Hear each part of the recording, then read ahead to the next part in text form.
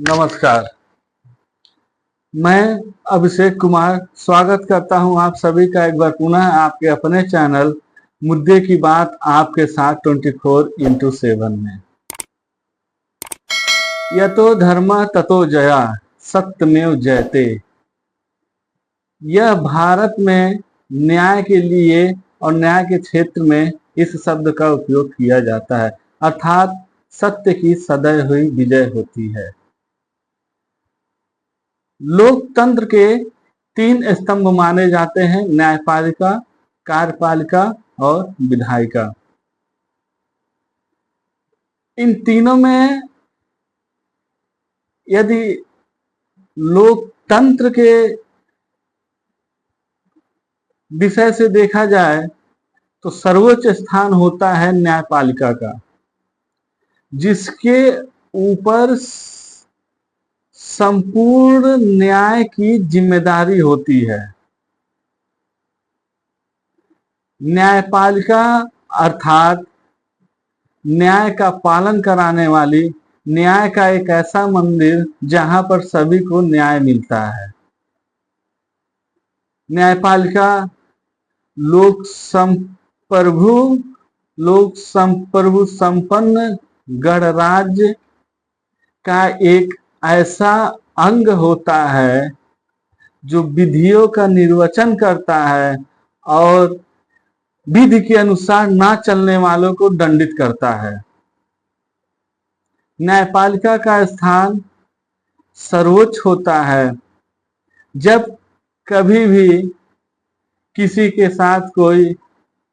अन्याय किया जाता है, कोई अपराध कारित किया जाता है, तो वह व्यक्ति अपने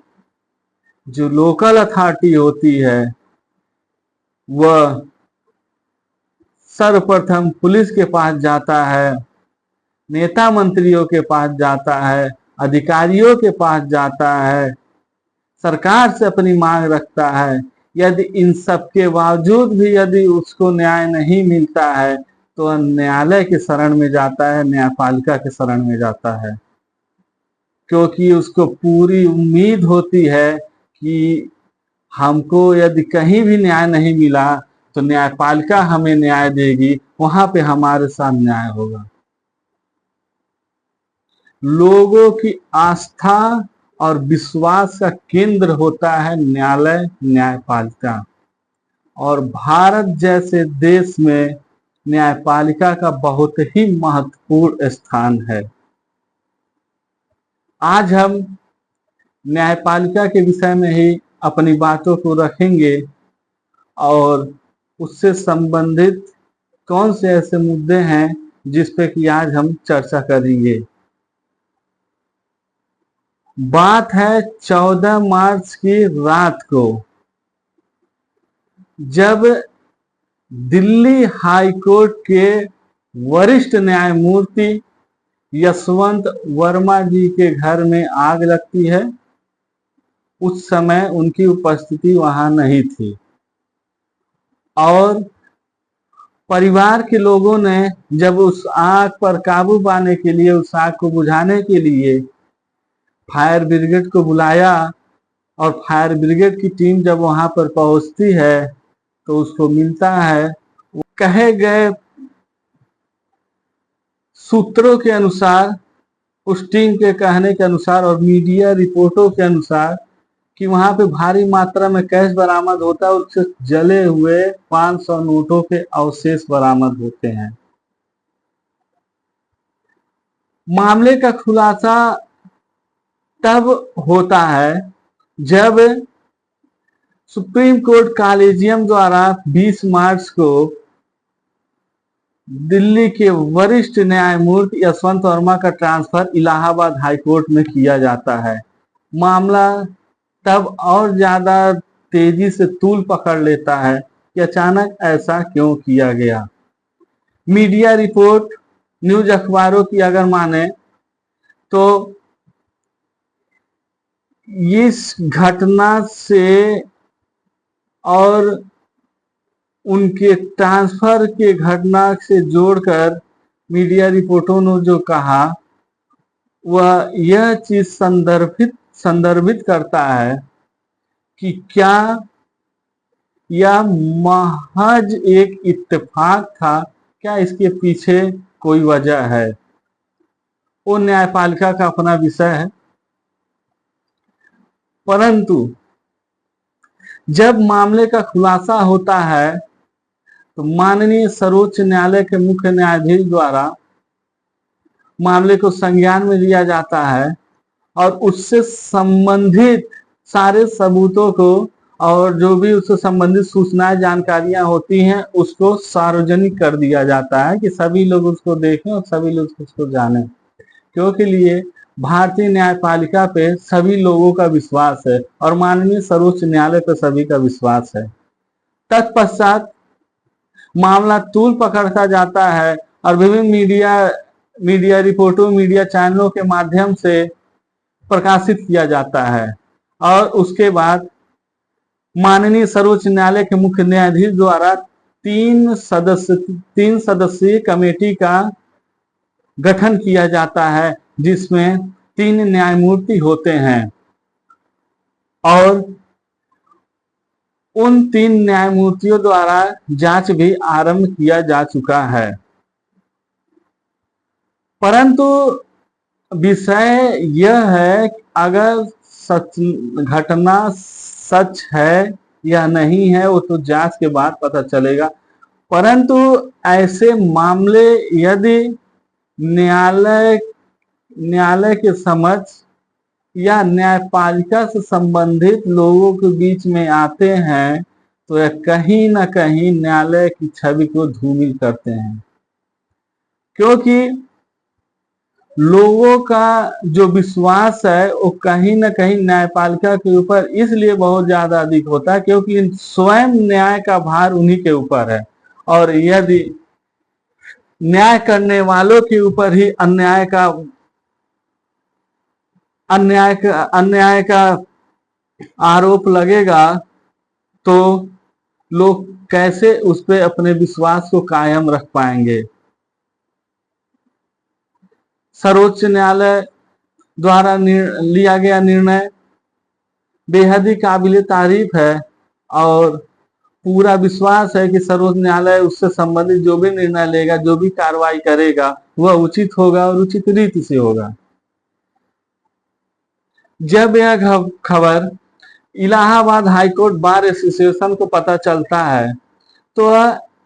यह एक विरोध का कारण बन जाता है और बार काउंसिल ऑफ इलाहाबाद के द्वारा इसका पुरजोर विरोध किया जाता है कि हम किसी ऐसे न्यायमूर्ति को यहाँ पर नहीं आने देंगे जिनके ऊपर इतने गंभीर आरोप लगाए गए हों और जब तक उनके खिलाफ सारे